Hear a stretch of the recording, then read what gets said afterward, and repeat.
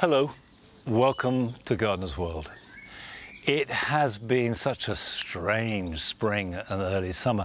I was looking at pictures of Longmeadow last year, and I reckon we're fully 2 weeks behind, and it means that we've got tulips still flowering well into June. But whenever they flower, you still need to deal with them once they're over in the same way. And the important thing is to break off the seed heads and any spent petals, so that all the energy can go down into the bulb. And if you leave the seed heads on, it diverts energy from that and they put energy into seeds. When the bigger the bulb, the better the chance of flowering and the bigger the flowers will be. So leave them to die back completely naturally and then you can store them. And with any luck, you'll get decent flowering next year too. On today's programme, Joe visits a garden created by an award-winning landscape designer where contemporary and traditional meet in perfect harmony. This is a garden with simplicity at its core, which showcases how to design with restraint. Last year, 3 extraordinary sisters sent us a film from their garden in Dorset. We caught up with them again to find out about their latest gardening project.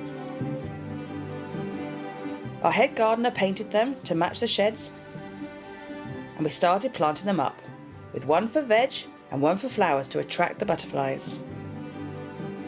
What's this one, Kirsty? It's called a bina. Verbena. And I shall be planting some spectacular foliage plants in the jewel garden.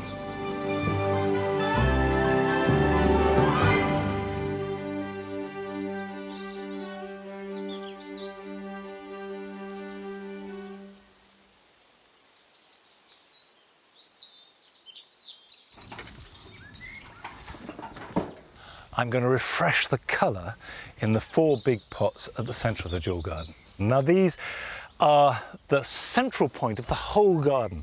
Everything really revolves around this. So they've got to be grand, they've got to be dramatic, and obviously fit in with the colour scheme of the jewel garden. My central plant this year on all 4 is going to be Hedychium, the ginger. This is one called Assam orange. Wonderful upright stems with these superb orange flowers and bottle brushes at the top of them. They grow well in pots, but they do need lots of goodness. These are tropical plants. So I've made a compost mix especially for them, which is 1/3 Accoya-based compost, 1/3 leaf mould and 1/3 garden compost. I know from experience that the gingers will be really happy in that mix. I'm going to add a layer of neat garden compost to the bottom. And this is like an insurance policy really. It just means that when the roots do get down to the bottom of the pot, they will find moisture, because that's the key to it. So we'll just put some in there, like that. That'll be enough.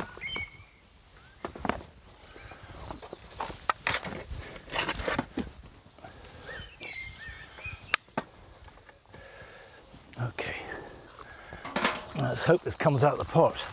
Out you come. There we go. There we are. Now you notice I haven't put it so it's flush with the top of the pot.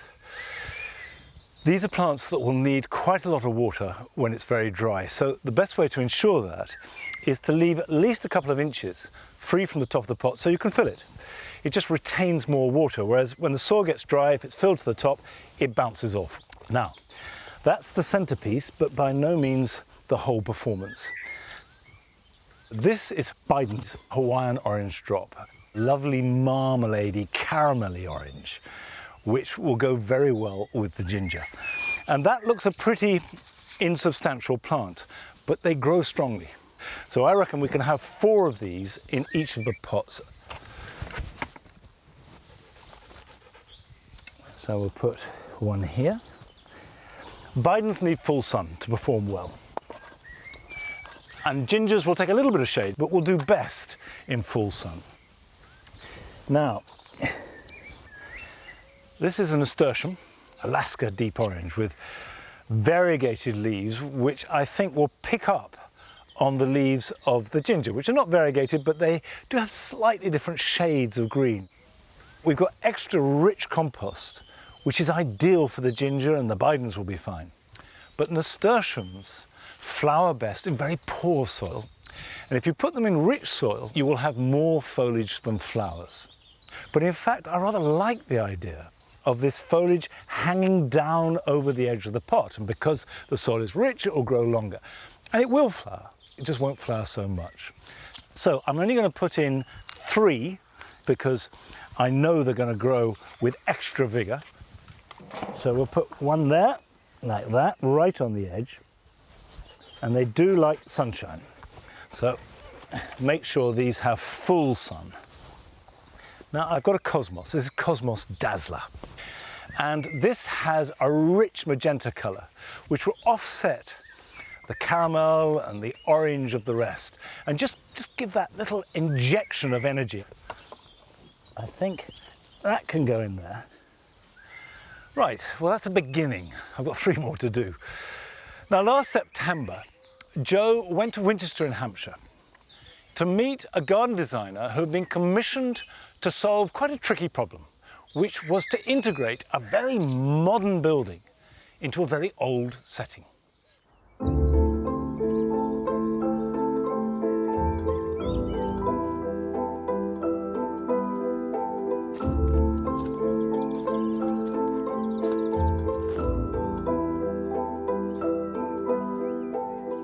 When designing a garden, one of the biggest challenges is where do you start?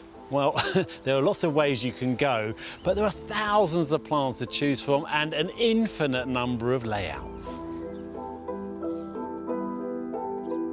Here in this beautiful Hampshire garden, designer Helen Elk-Smith has used blocks of warm, dusky perennials and grasses alongside a calm palette of natural materials to create a garden that really blends in with its built environment.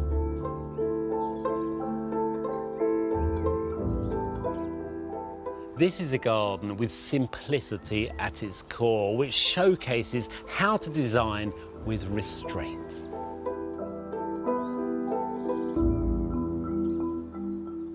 Helen, a beautiful garden, incredibly stylish and contemporary, and it goes with the contemporary house, but you've also got this, old Victorian brick wall that surrounds the whole property. So how did you, approach the design and blend those aspects together? This is an old kitchen garden, and there's something that's very lovely and magical about every kitchen garden, and that's absolutely true of this one as well.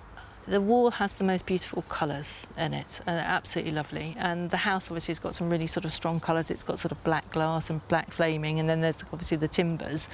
And actually the job of the planting was to bring these two things that are very different together. One of the things for me was a decision to use green, which is not just one colour, it's lots of colours, to play with texture and to have a really limited colour palette. I think a lot of people who have their own garden might think, well, that's going to be a bit boring, isn't it? I've got this wall, I should put roses on it and jasmines on it and all these different climbers. And I think roses and climbers, things are, beautiful, lovely things. But because we've got this very old wall and then we've got this very contemporary building, if you put a traditional garden into this, it would be beautiful with the wall, but it's not going to work with the house. And if I make this too contemporary, it's going to work with the house, but not with the wall. With the range of plants available, how do you go about narrowing it down to find the exact plant that's going to do the job? So here, where we've got a lot of really hard horizontal elements, the roof, the windows, the doors, the cladding, everything is completely horizontal, and then we've got these horizontal lines that run all the way around by the wall itself. What I was looking at is those lovely mounding forms and the arching forms, just to create that soft contrast. And the landscaping materials, again, it's all pared back, really. We've got stone, we've got gravel, and we've got decking. And they all work really nicely together.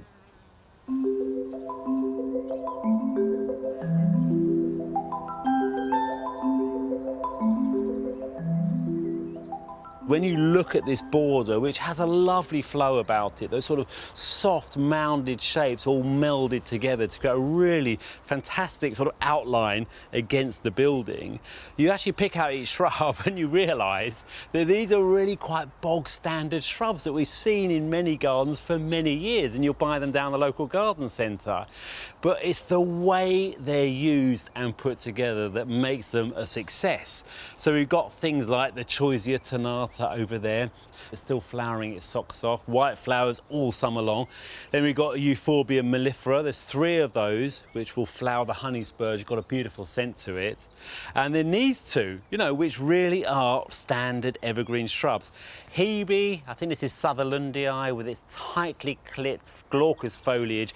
And then this is Pittosporum Tom Thumb. Now I have to say, I have to admit, this has never been one of my favourite plants, but Helen shows that it's all about the right plant to do a job. It's got that sort of light green new growth, and underneath plummy, purpley, almost black foliage beneath, and it adds drama and contrasts beautifully texturally with the rest of these plants and looks absolutely stunning against the cladding of the house. So, you know, it's not about the plants and getting snobby about what they are, it's about using them and making them look great together, like this border does.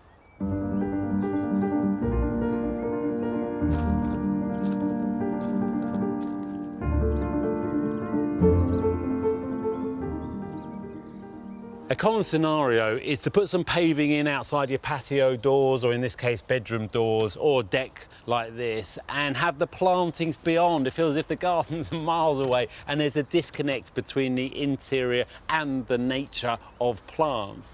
But here, Helen has brought the plants right up to the wall here and on the other side there. So when you come out onto here, you feel surrounded by plants immediately. You feel as if you're in a garden. And then you might put some furniture out here and it looks a little bit cluttered.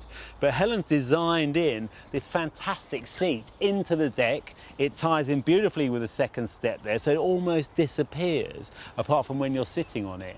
And when you're sitting on it, you get a great view of the planting tearing up towards the back, and then the old Victorian wall in the background. It's just a great composition, and this seat right here is just making me look at it.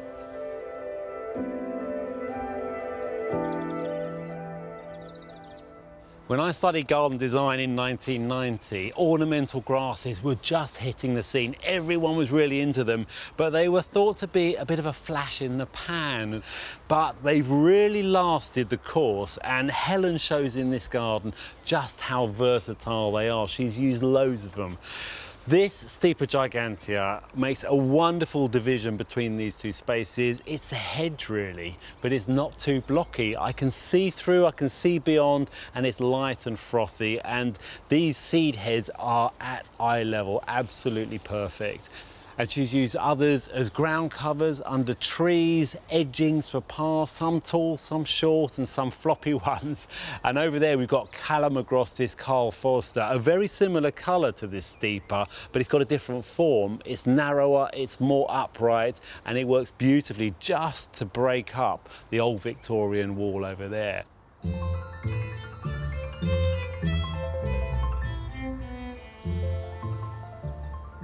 And this is Miscanthus starlight. What a stunning plant. Its silky tassels are just incredible, and it holds the light beautifully.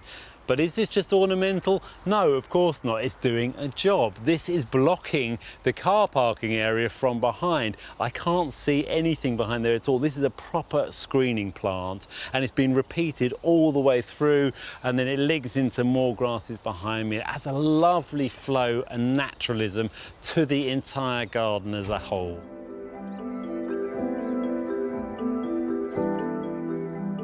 From the interior to the exterior, from the modern house to that lovely Victorian wall, tying things together is what this garden's all about. The fact that it's been done so subtly and so sympathetically is what makes it really stand out as a design.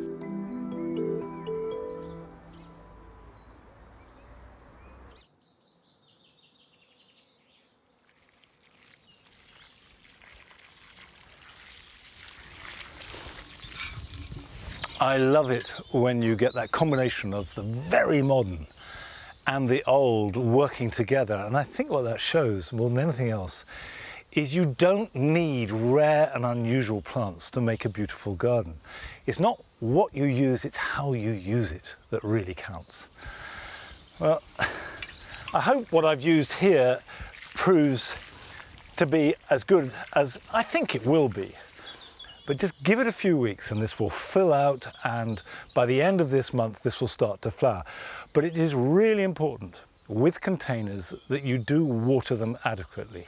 And the key thing is to water and go on watering until the water runs out of the bottom. It's far better to give it a soak once a week than a sprinkle every day. Now it's time to visit the first of your gardens this week. And this is a first for us too, because we're going off to visit one of our viewers in East Africa. My name is Alice. I come from Nairobi, Kenya. My passion is gardening. Come, let me show you around. I have a low-carb tree, which is a fruit tree that grows in Africa. And when my daughter was young, what we used to do is just sit here and just collect those low-carb fruits and just gobble them up. After she left home, the tree started growing really tall and I couldn't reach it. So what I did, I grew this morning glory tree with all its glory in between the low-carb tree because I wanted to see some drama. Cascades of white, almost like a chandelier.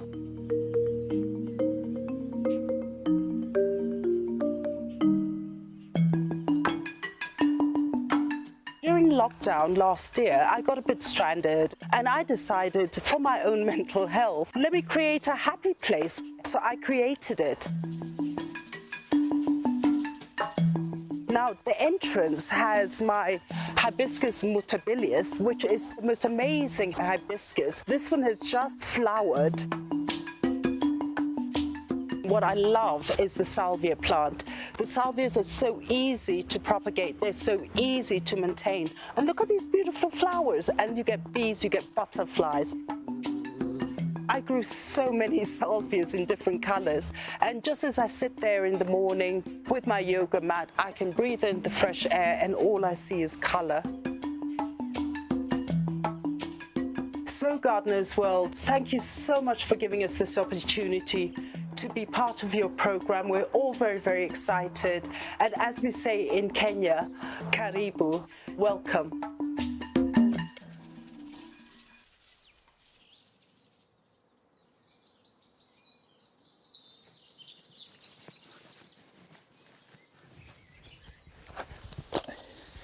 Well, thank you, Alice, for sharing your garden with us. It looks fantastic. Now it's time to plant out tomatoes outside. The key thing is to wait for the nights to get warmer. Tomatoes do not respond well to big variations and fluctuations in temperature. And ideally, you wait till the nighttime temperature is reliably around about 10 degrees or above. And I've chosen for planting outside Gardener's Delight. It's a cherry, it's quite a large cherry, but small nevertheless. Tastes really good eaten raw, is really good cooked as a sauce, and it's pretty healthy and grows strongly. So I prepared the ground. It's good rich soil with reasonable drainage, and I'm going to plant these in a couple of rows so I can get in between them. There we go.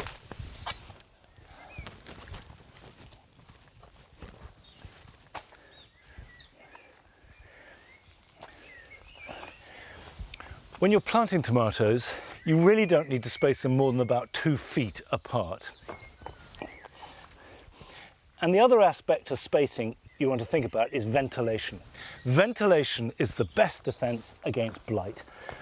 And when it comes to planting, you need to plant them deep, right up to the first leaf. And that will do 2 things. One, it will help them steady in the soil because these are going to get big plants. And 2, you do get roots growing off the stem.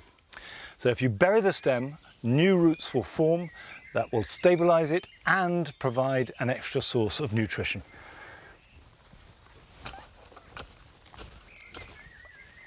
Okay, nice and deep in there. firm it in well.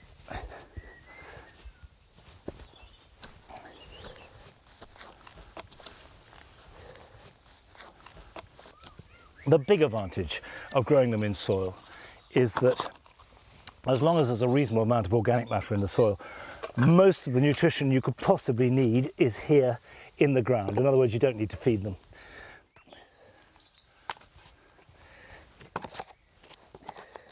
Cordon tomatoes must have support, otherwise they just fall over.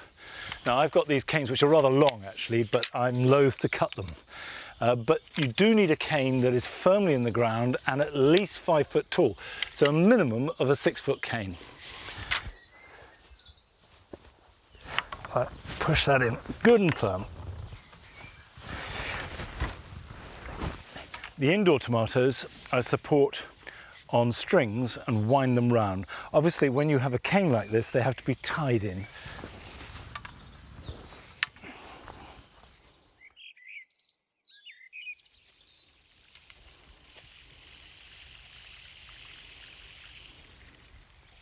If it's been raining, and there's been a reasonable amount of rain, that's fine, I leave them. But in a normal summer, I will water these once a week. We're now off to Staffordshire, because we've got another chance to visit a national collection of Angel's fishing rods, or diorama.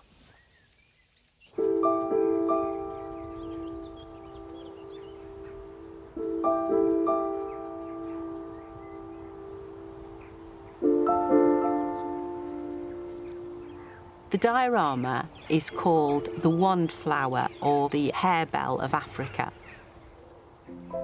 People are very surprised when they see a diorama flower because they think that maybe it's a grass, but they can't understand why. At the end, they've got the most beautiful hanging bell. My name's Ruth Plant, and I live here at Yew Tree Cottage with my husband, Clive. We have a cottage garden which has vegetables at one end and a flower garden at the other end. Our name is Plant and we are both really plantaholics. Dioramas are part of the iris family, but they're a corm. They're closely allied to Crocosmia.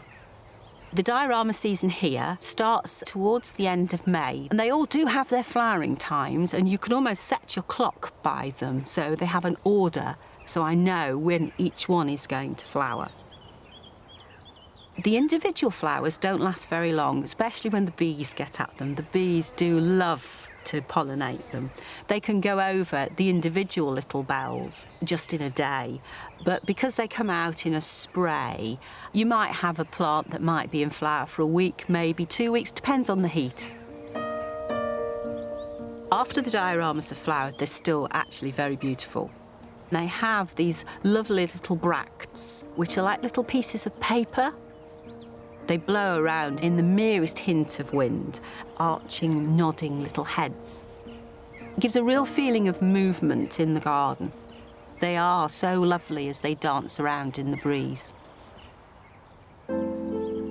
People think because they come from Africa that they like to be dry, and actually that's not the case. They grow in areas where there is summer rainfall. They quite often grow in marshy meadows. What they do in the wild is they put their roots down long and deep, right down beneath rocks, and so they get a good water supply. So they like plenty of water, but they like to have it drained away so they don't sit with wet feet. But if they're in too dry an area, they won't flower. And if you put them in a mixed border, it's too much competition from other plants. So the reason that I grow our diorama in gravel beds is the gravel stops the competition. It aids the good drainage, helps keep them moist at the roots, but underneath that gravel is good retentive soil, and that's when they'll grow well.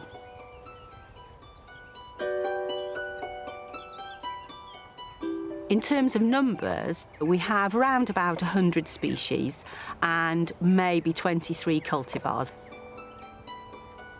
Life would be very dull without the excitement of growing the plants. And when they flower, it's the pinnacle of achievement, and I've got the most beautiful result.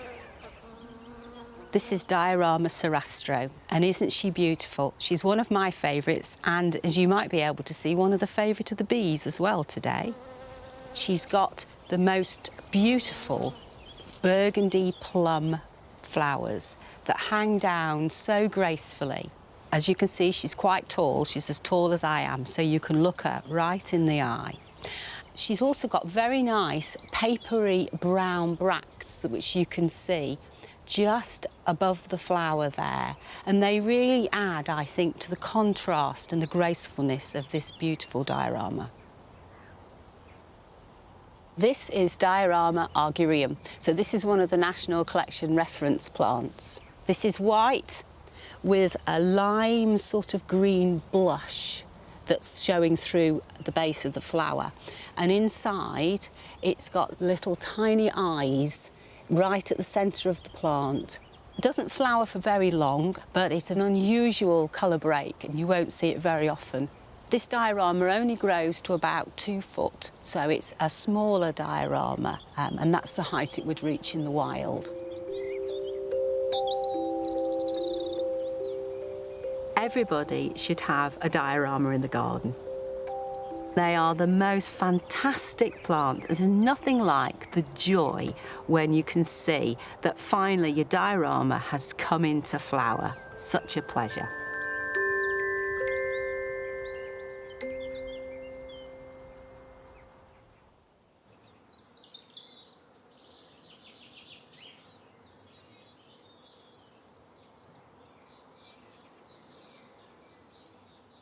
If you want to visit Ruth and her collection, you can do so in the first 2 weeks of July when she's planning to open. If you can get along, you're pretty much certain to see dioramas at their very best. Now, you wouldn't get that if you came to Longmeadow, because I don't grow dioramas, because our conditions are just not right for them. We have this heavy, rather wet soil. Everything is crowded. They wouldn't get the light and the drainage and the air that they need. But there are compensations, because what we can grow well are lupins. The lupins here in the cottage garden are fantastic, and I can say that without taking any personal credit at all. I just bunged them in the ground. But they've really come into their own this year. They've been here for about 3 years, and it's taken a little while to establish. They seem to have loved the weather. Of course, whereas dioramas come from South Africa, these are an American plant growing in the fields, very different conditions. But aren't they fantastic? They are really, really superb. Now, still to come on today's programme. We pay a visit to Dorset to meet 3 sisters whose recently gained passion for gardening knows no bounds. This is pumpkins, ready for Halloween. And there's another chance to enjoy a jungle oasis in Runcorn, where a garden of limited space is bursting with tropical plants. But first, we're off to visit a viewer's garden in Northern Ireland.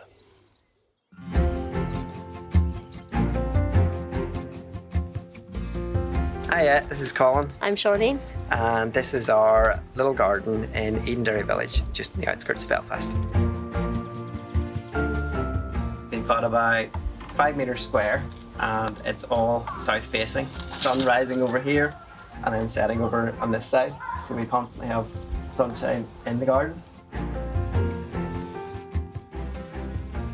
In amongst all of our garden, we've got some lupin, got a little cherry tree, some pansies poking through, and the last of the tulips still coming up.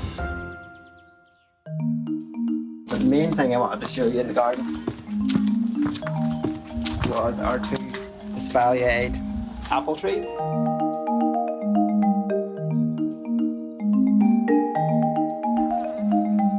The one on this side is Spartan, and the one on this side is Everington's Russet. So to get the espalier, every year, whenever it's growing, you just easily fold down the branch, careful, and tie it off. And then as it grows throughout the summer, once you have a good 6 or so inches of growth, then you can continue to tie it down. The other thing I like to do at this time of year is just to check any of the previous ties to make sure they're not too tight and starting to mark the branches. And if it does, you just loosen them off and then tie them back on, as the branches will keep widening.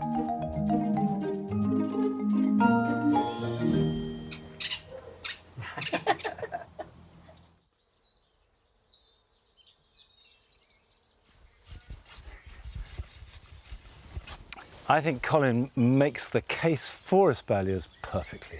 They are brilliant for growing fruit in small spaces. Anybody can do it, however big your garden is, and they combine the gardener's craft and that lovely fresh fruit in season, which tastes so much better than anything you can buy.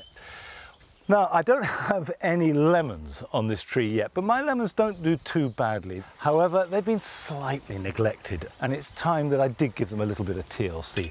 Ideally, you repot or pot on lemons and oranges every 3 years. Well, I haven't done any of mine for at least 4 or 5 years, so it's no wonder that they're looking a little bit tired and exhausted, and they need freshening up. Now, when you pot on a lemon, as with anything that grows permanently in a pot, the secret is to do it into the next size up. Don't go from a small pot to a big one, because that just creates a sump to hold water. Just go into a pot a little bit bigger, an inch or 2 in radius bigger. That's fine. I don't have a pot like that, and yet I want to refresh it. So what I'm going to do is take it out of this pot, clean it up, and put it back in again. Right, let's see if this will come out. There you go. So what I'm going to do is just break off as much of the old compost as I can. So all the nutrition from this compost would long ago have gone. I've lost some root, but I'm actually going to trim the roots a little. It will then grow a flush of new, more fibrous roots, which are better adapted to feeding. Basic rule of thumb is the thicker a root, the less the role it has in gaining food or moisture in a plant. What you want are lots of nice small roots. So these thicker ones can be cut back a little bit, trim that back, and that, and that.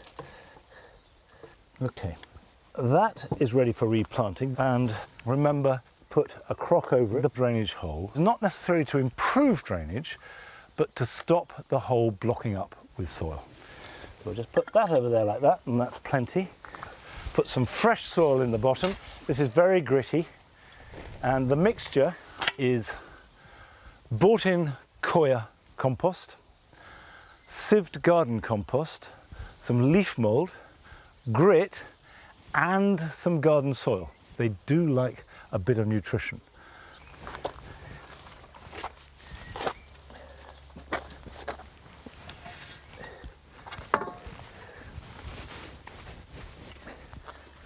Work the compost in around the roots, like that. Clearly, this is a trauma for any plant, and it may well respond by losing some leaves or not flowering, but don't worry too much about that. It should settle down relatively quickly. There you go.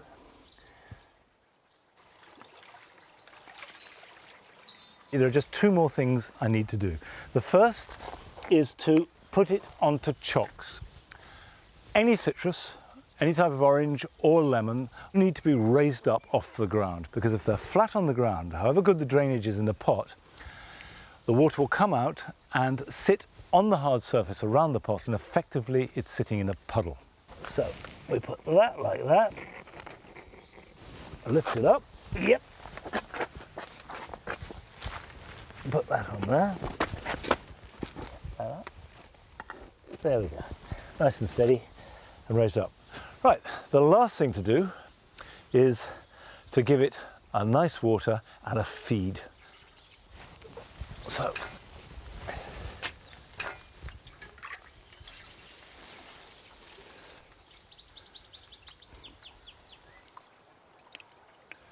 now, last year we received a film from 3 sisters living in Poole in Dorset, who delighted us with the sheer joy that they took from their garden and were able to share with us. So we decided it was high time that we went back down to Dorset and paid them another visit.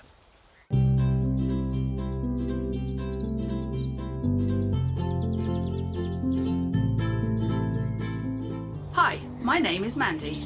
My name is Kirsty. I'm head gardener. My name is Rebecca.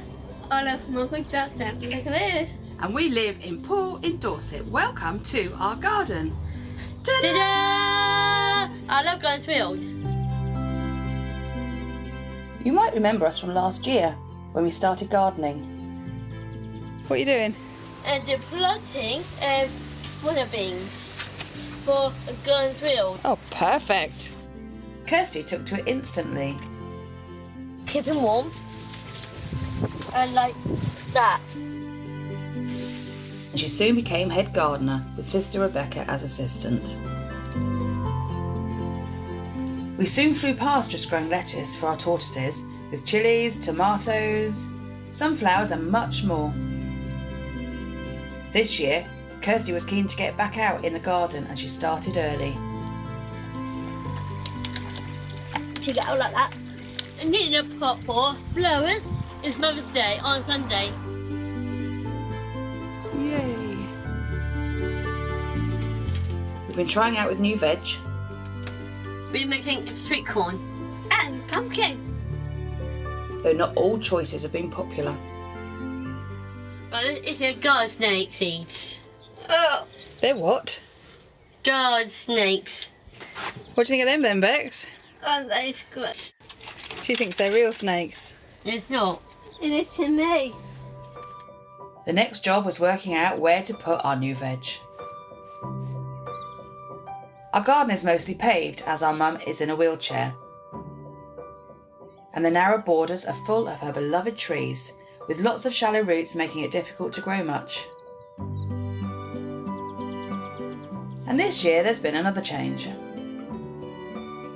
Guess what? What? I got no vegetables No vegetable patch? patch Why not? for the tortoises to eat. Our tortoises live in the shed with an outdoor run, but they keep growing, so we needed to extend their run over winter. The new area is perfect, but crucially, last year, this was Kirsty's veg patch. It's shame because I'm growing tomatoes and sunflowers. But what can we do now? Put them on the pots. Yeah, we'll still grow them, but we'll find some pots. Yeah. Looking round, we realised we had quite a few options, including a planter on our dad's memorial bench, so we started there. I'm painting Dad's bench with my daddy. I miss him so much. This is in colour, purple violet. It's in colour, a bluebell colour.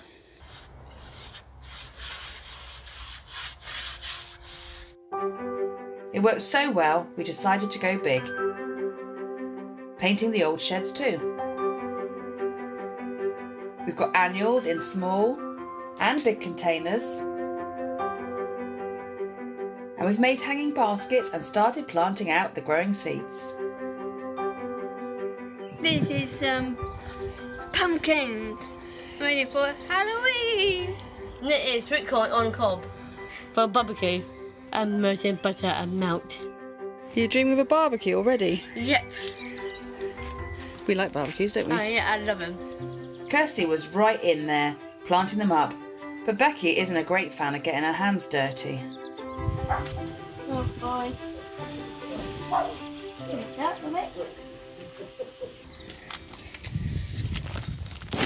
All right, Rebecca.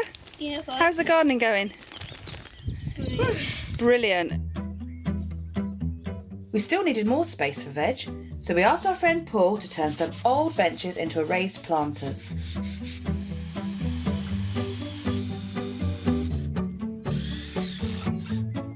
It went down very well. Come and see what Paul's done. What do you think? This is a fantastic purple. Hey. Oh, MMG. Thank you. I love it. It was amazing. Our head gardener painted them to match the sheds, and we started planting them up, with one for veg and one for flowers to attract the butterflies. What's this one, Kirsty? It's called a bina. Verbena.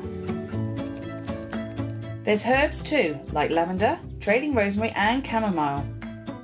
Little chamomile from my tea. You like tea, don't you? Can you smell it? Yeah. Mmm. Then it was on to the second one with lots of strawberries. If we get enough, we can make some strawberry jam, Oh, can't we? yeah. For toast, for my breakfast. Oh, nice. It also has rows of bedding plants, with spaces in between to plant salad leaves and beetroot, one of Becky's favourites. We're so pleased with the result, looking forward to watching them grow, and after all the hard work, Kirsty has decided she has a new title. I love gardening.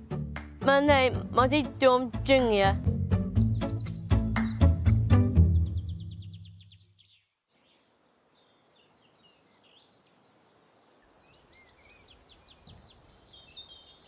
Well, Mandy, Becky and Kirsty, it's lovely to see you and your garden again. And Kirsty, I'm honoured that you should be joining the Monty Don team. And I look forward to seeing your garden again before too long. Now, the orchard is slowly being converted to a meadow, and the secret of a meadow is not to let the grass dominate, to have enough flowering plants that they are predominant, because otherwise grass will always take over. Now, something I've only started to do recently is to add the bulbs that I grew in pots into the meadow. So I've got some tulips here. These were growing in the jewel garden. They looked fantastic until a week or so ago. Now they're finished. But if I plant it directly out into the meadow, it'll die back in the meadow. That will feed the bulbs, and there is a chance that it will flower next year. Now, I have to stress, only a chance. It's not guaranteed. If you want guaranteed tulip performance, you have to buy new bulbs. And as for planting, just cut a bit of the turf out as deep as you can. The deeper the better. And just pop your pot load of tulips in. This is a variety called Flyaway. And I don't try and colour combine it. They go in randomly, and the effect, if you put them all over, is a really dramatic tapestry of colour, points of colour. Now there we are.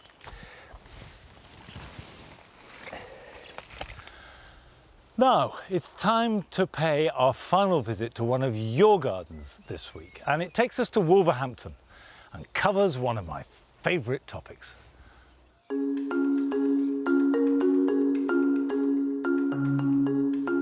Hi, my name's Ed. Welcome to my garden. I've been here 25 years. Garden's had a few guises over the years. It's been a football pitch, a rugby pitch, even a wrestling ring a couple of times.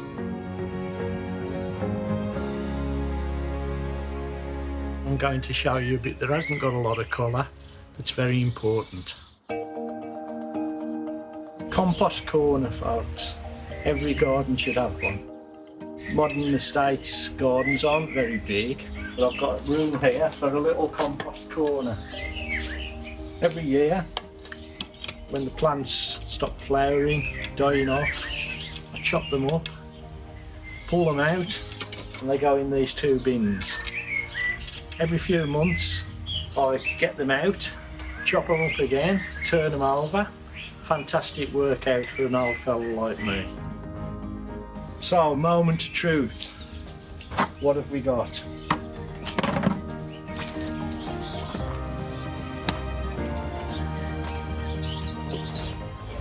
Lovely stuff, look at that. You can't buy compost like this, people. You just can't. And when you think it's come totally from waste, it just shows how worthwhile it is. No matter how little room you've got, you must have room for an old bin. Give it a try, folks. It's well worth it.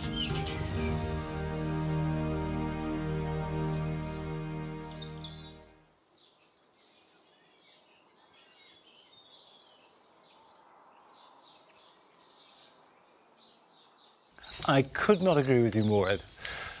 To my mind, good compost is always the foundation of a good garden. Now, I use compost for two things here in the garden. One is as part of anything edible, our vegetable garden and herb garden and fruit. And the other half we sieve and use as part of our potting mix on the basis that gives every plant a good start. And I'm about to pot these on and use that potting mix. Now, this is sweet corn, which I sowed just a couple of weeks ago, and you can see that it's grown really well and quickly, and I probably could plant this out today from a plug. But I don't have room for it. I'm not ready to plant it out for at least another 2 weeks and probably another 3 or 4. And this is where potting on buys you time.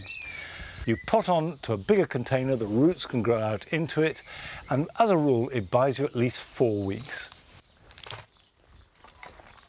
Right, so we'll just put a little bit in the bottom, take one out, like that, pop it in, and there we are.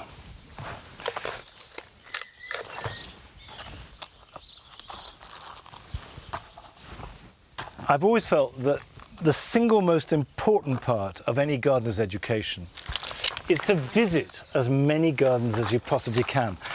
And I don't think I've ever visited a garden anywhere in the world where I haven't learnt something, even if it's what not to do or what I don't like. It all goes into the mix and you learn from it. And it seems to me this is a good moment to revisit the garden of Derek Ferguson in Runcorn, because he had a nice garden that he liked, his friends liked, and it looked good. Until one day he went to visit a garden on the other side of the country, and that changed everything.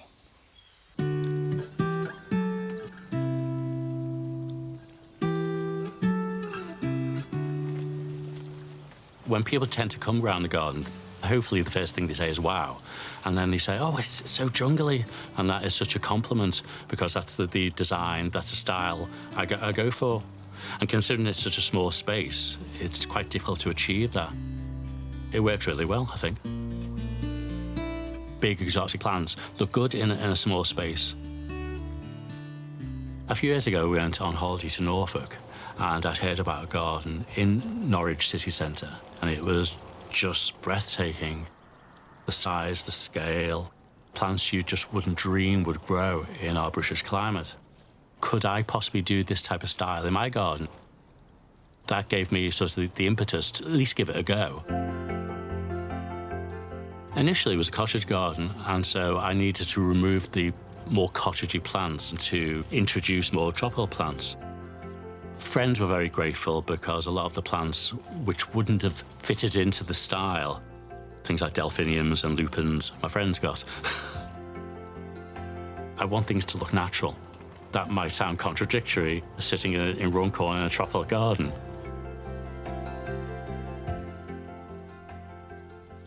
One of my favourite plants is the Tetrapanax. It's the most tropical looking plant. The nickname is T-Rex, and rightly so. The leaves are palmate and can be 1 metre in diameter. When you stand under it, it envelops you. It's totally hardy. It is deciduous. You'll lose all the leaves in the autumn. I tend to hang things from it. I've even been known to put tinsel around it at Christmas. I've got a habit of buying palms. I've got 44. My favourite genus of palm is Trachycarpus. I've not got them all, but I'm working on it.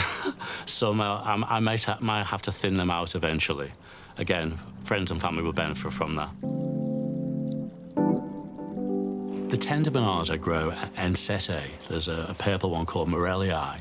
You can buy it as a plug, and in just a short space of time, it will grow sort of 6-8 feet. But it's totally tender. It won't take a temperature lower than 3. But if you dry it off in October, you cut all the leaves off. It's a large pseudostem, so it's packed with water. If you tip it upside down, put it in a shed or an outbuilding for a few weeks so all the water drains out, and then you can put it in your loft, wrap it in a bit of hessian, and just leave it for 6 months. In late March, put it in some compost, give it a bit of water, and away you go again.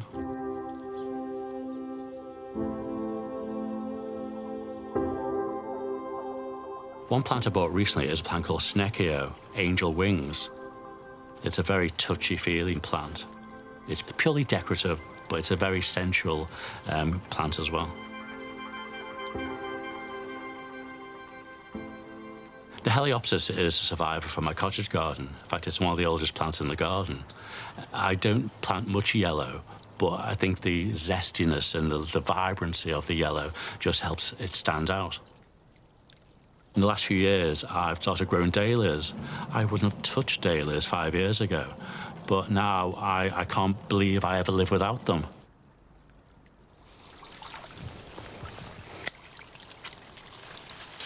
The water is a major feature in the garden.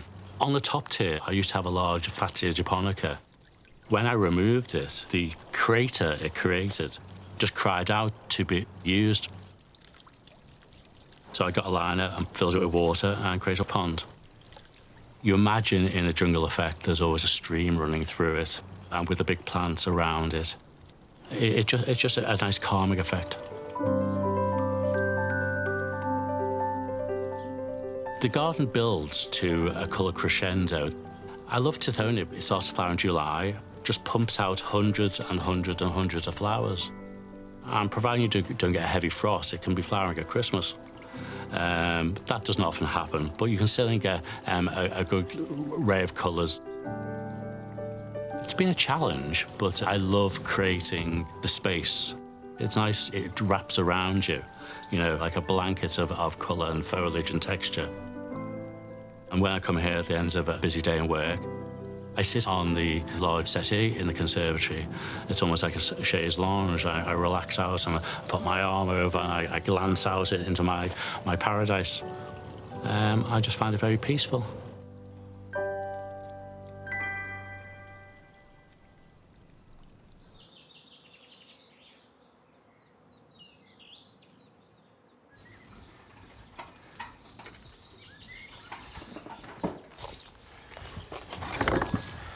Derek is absolutely right to say that big plants look good in small spaces. Having seen Derek's garden, I'm now persuaded that what we lack here is a little bit more foliage, particularly in the shape of a tetrapanax. So I've got one here that I'm going to plant over in the corner of this bed.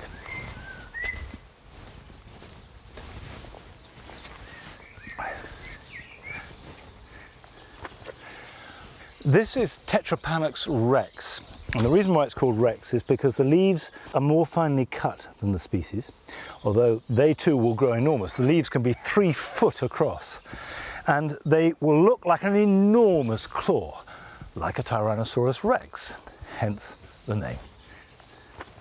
Now, Tetrapanax will grow really substantial, as we saw in Derek's garden. This is small, but this can put on 4 foot this year, and given a chance, it will reach 5 or 6 meters tall. And that's what I want in this corner. I want a backdrop to the garden. It does like a sunny position, but it'll take some shade. And what's really important is it's sheltered from the worst of the wind. It will cope with most winter weather. But what it does need is good drainage.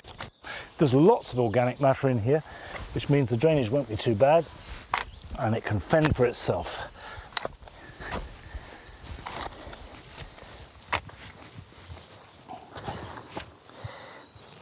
There we go.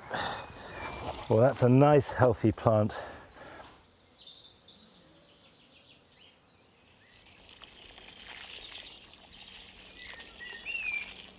Now, that's part 1 of adding drama and foliage to the jewel garden.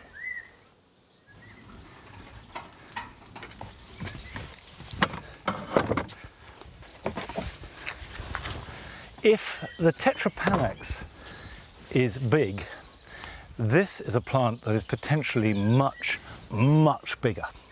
This is a Paulownia tomentosa, the foxglove tree, which will flower with wonderful lavender purple flowers reminiscent of a foxglove, hence its name.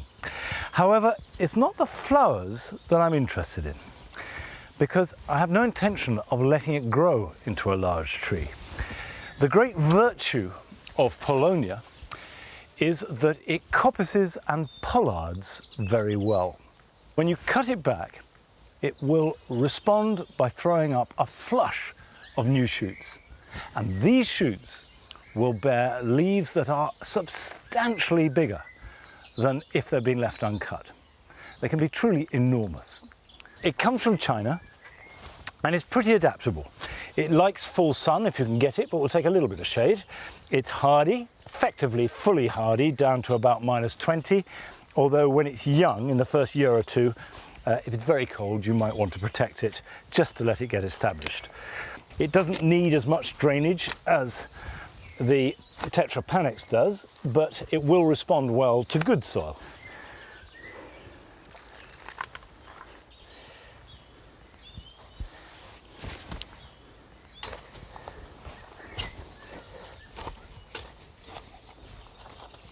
Right, I will go and refill my watering can and give that a good drink, and then when I've done that and let the water settle, I will put a short stake in there just until the roots get established.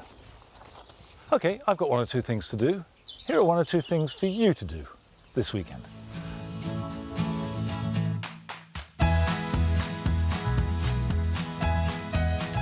Chelsea Chop is so called because it is best done around the time of Chelsea flower show at the end of May or beginning of June.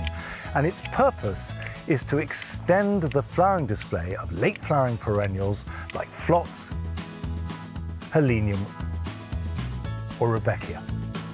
Reduce the plant by about 1/3. This will encourage side shoots that will flower a little later but last a lot longer.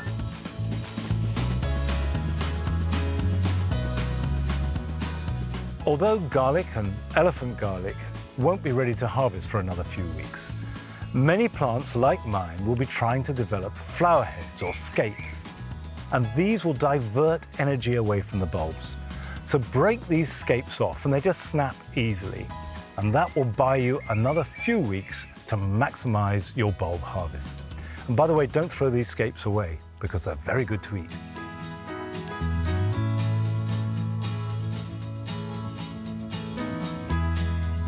Pot marigolds are the perfect plant to give your borders a late season boost.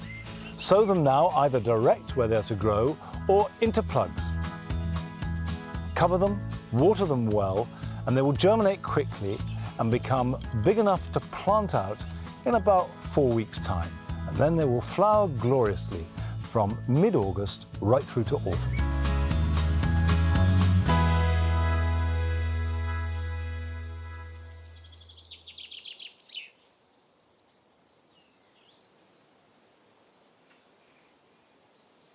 The glory of the damp garden at this time of year is this Viburnum plicatum marisii.